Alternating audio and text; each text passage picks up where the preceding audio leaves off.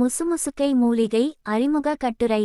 வணக்கம் நண்பர்களே, இன்றைய மூலிகை அறிமுகத்தில் நாம் பார்க்க போவது நம் பாரம்பரிய மருத்துவத்தில் முக்கிய இடம் பெற்ற ஒரு அரிய மூலிகை முசுமுசுக்கை.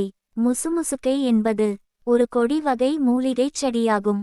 இது நம் கிராமப்புறங்களில் வேலிகளிலும் புதர்களிலும் வயல் ஓரங்களிலும் இயற்கையாக தானாகவே வளரக்கூடிய மூலிகை ஆகும். இந்த மூலிகையின் தாவரவியல் பெயர் முக்கிய மடேரஸ் பாட்டனா.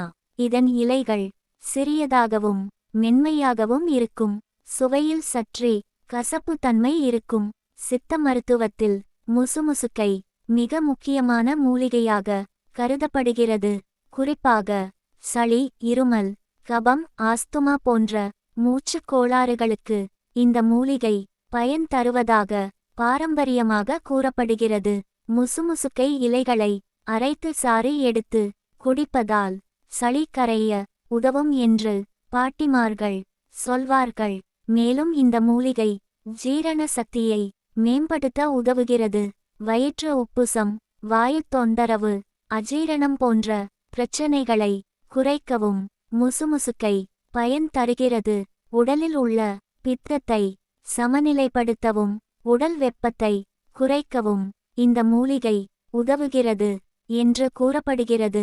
முசுமுசுக்கையை கீரையாகச் செய்து வாரத்தில் ஒருமுறை அல்லது 2 முறைகள் உணவில் சேர்த்து கொண்டால் உடலுக்கு நல்ல பலன் கிடைக்கும் என்று நம்பப்படுகிறது.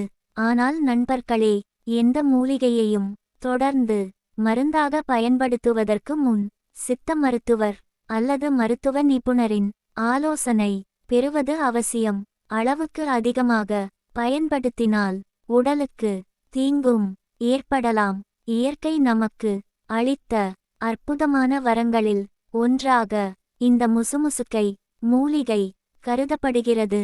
இந்த தகவல் உங்களுக்கு பயனுள்ளதாக இருந்தால் இந்த வீடியோவை லைக் செய்யுங்கள், உங்கள் நண்பர்களுடன் ஷேர் செய்யுங்கள்.